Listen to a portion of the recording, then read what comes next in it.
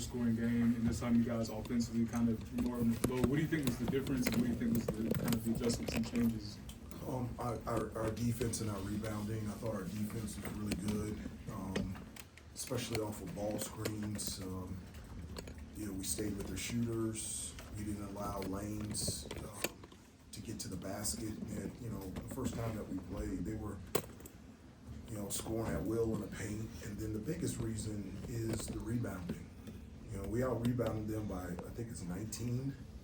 And, they had 16 offensive rebounds against us. It's something that I communicated to them every second of the day, the last couple days at practice. And so, it was huge for us to finish the possession with the box out, and we felt like if we could box out and rebound, we would be in perfect position to be able to get out in transition, and that's what we were able to do.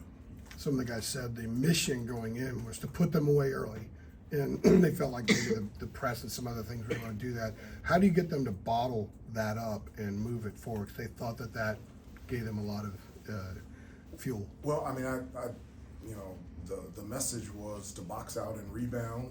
The message was to take care of the basketball, because I felt like in the first time that we played NC State, our turnovers, our shot selection wasn't very good at all.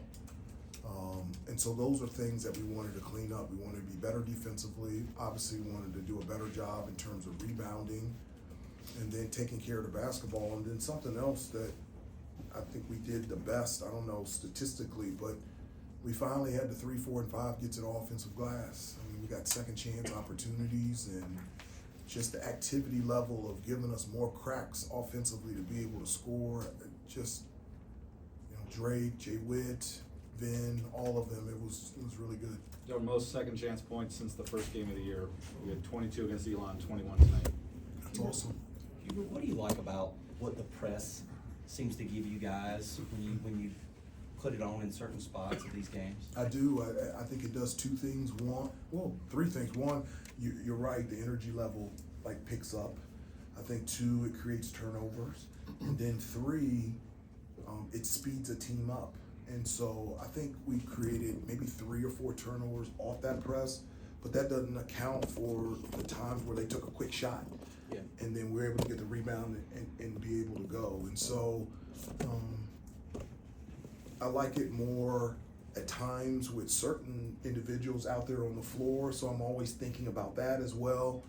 But it's something that's just really been good for us, and it's something that we're going to use every game. It was obviously an unusual situation with the crowd and the storm and all that, but what did you feel the energy from the crowd brought you guys? No, I felt it, and the players after the game felt it as well.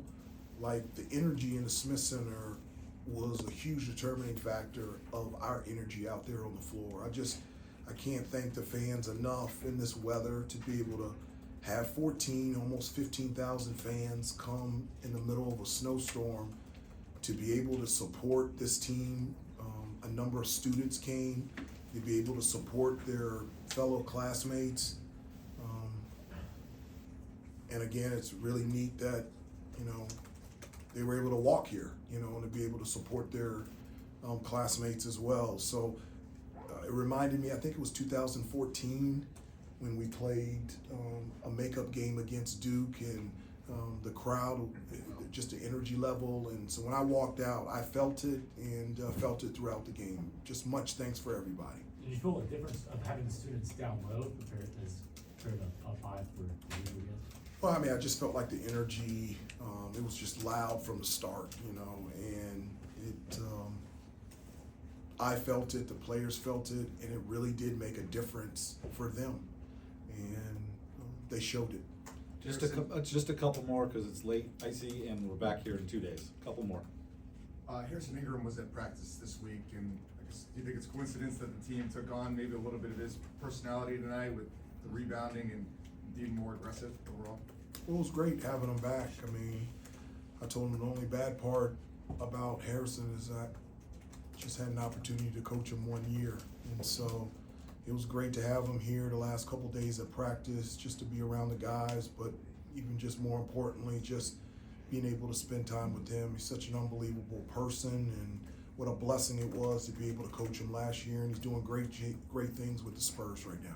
How important was it for those guys coming off the bench to provide over 40 points today? I know the energy level stayed the same, or he's even better coming off the bench. You know, you got Seth coming off the bench and giving his energy on both ends of the floor. Ian, Cade came in there, knocked a couple threes in. I'm so happy for him, and I thought he played extremely well. Jay Wash, and so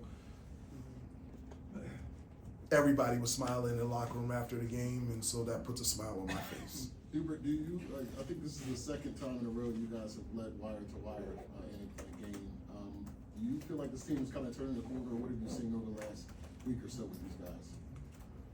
Well, I thought it was one of our most, if not the most complete game that we played all season. I thought, our energy, our effort, our attention to detail on both ends of the floor was really good. The energy from the bench was sustained or even better. And so I'm really happy about that. And, turning a corner, I don't know, but I know that we played well tonight. I know that our practices over the last week have been very spirited, and it's been the best practices that we've had all season in terms of competitiveness. And we'll do that Thursday and Friday in preparation for a really good Virginia team. Thank you, Hubert. So in ACC play, this was